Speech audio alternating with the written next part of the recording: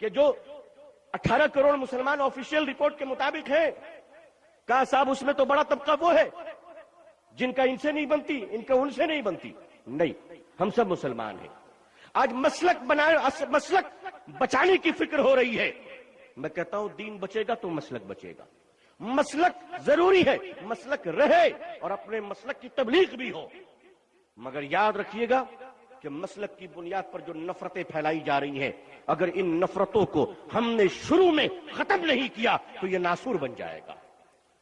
ہماری قوم کے اندر چھپے ہوئے بھیڑیے، مولوی نما درندے جو اپنے آقا اور اسلام دشمن طاقتوں سے پیسے لے رہے ہیں، ان کو اسی بات کے لیے مدد مل رہی، پیسے مل رہے کہ مسلمانوں میں پھوٹ ڈالا جائے.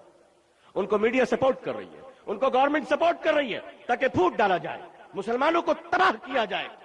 میرے بھائیوں، ہماری تباہی پر تم خوش مت ہو. یہ آگ اگر ہمارے گھر میں لگی خدا نہ کرے تو کل تمہارا گھر بھی محفوظ نہیں رہے گا. مسلک کے نام پر ایک مسلک کو برباد کرنے کی تمنا کر رہے ہو. اللہ نے جسے زندہ رکھا علماء حق وہ قیامت تک زندہ رہیں گے انشاءاللہ.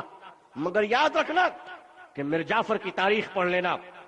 جب انگریزوں نے میر جعفر کو بک کیا تھا نواب سراج الدولہ کے خلاف، اور انگریزوں نے کہا تھا کہ میر جعفر اگر تم نواب سراج الدولہ کا قتل کروا دو، مرڈر کروا دو، تو ہم پورا صوبہ بنگال تمہاری قدموں میں رکھ دیں گے. میر جعفر خوش ہو گیا تھا اور اس نے دھوکے میں نواب سراج الدولہ کا جب مرڈر کر دیا اور انگریز کے سامنے آ کر کھڑا ہو گیا کہ میر جعفر نے اپنا وعدہ پورا کیا، انگریزوں اب تم اپنا وعدہ پورا کرو. تو انگریز کے کمانڈر نے ایک تاریخی جملہ کہا تھا، اور وہ جملہ یہ تھا کہ میر جعفر تم نے کام تو اتنا بڑا کیا ہے کہ بنگال کیا جی چاہتا ہے کہ پورا ہندوستان تمہارے قدموں پہ رکھ دوں، لیکن ہمارا اصول یہ ہے کہ جو اپنوں کا نہیں ہوا وہ ہمارا کیا ہوگا. یہ کہہ کر اس کو شوٹ کر دیا گیا، یہ کہہ کر اس کو گولی مار دی گئی. مسلک کے نام پر لڑنے والوں اور مسلک کی بنیاد پر ایک دوسرے کو برا بھلا کہہ کر ٹیلی ویژن کی زینت بننے والوں، یاد رکھنا ہم پر اتنا نہ اتراؤ، کل تمہاری بھی باری آ جائے گی. آج 40 ہزار مل رہے ہیں، اس کو ختم ہونے میں وقت نہیں لگے گا. عزیزان ملت، آپ اس کے امین ہیں، آپ اس کے ذمہ دار ہیں کہ آپ کو ان 2-3 کاموں پہ توجہ دینی ہے.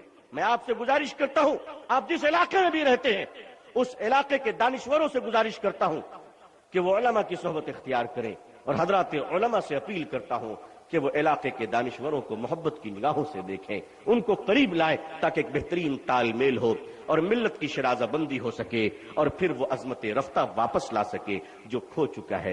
دنیا آج ہمارا انتظار کر رہی ہے.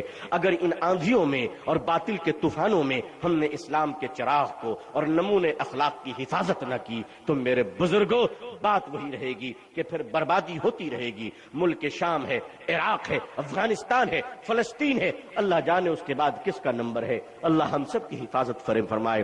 دنیا کراہ رہی ہے، انسانیت تڑپ رہی ہے، لوگ رو رہے ہیں، حالات بد سے بدتر ہوتے چلے جا رہے ہیں. اللہ سے دعا کیجئے کہ اللہ تعالیٰ IS داعش جیسے خونی خبیث کتوں کی بری نظروں سے اللہ ساری انسانیت اور مانوتا کی رکشا کرے. اللہ ہمارے ہندوستان کی حفاظت فرمائے اور ہندوستان میں رہنے والے ہندو بھائیوں کے دلوں میں بھی اسلام اور مسلمانوں کے لیے نرمیت اور محبت عطا فرمائے. ہندو اور مسلمانوں میں محبت اور پیار عطا فرمائے. اللہ بھارت کی رکشا کرے، بھارت کے تنکے کی حفاظت کرے. اللہ سے دعا کرتا ہوں کہ اللہ تعالی ہندوستان میں اور پوری دنیا میں ہم سب کو اسلام کی عزت دیکھنا نصیب فرمائے.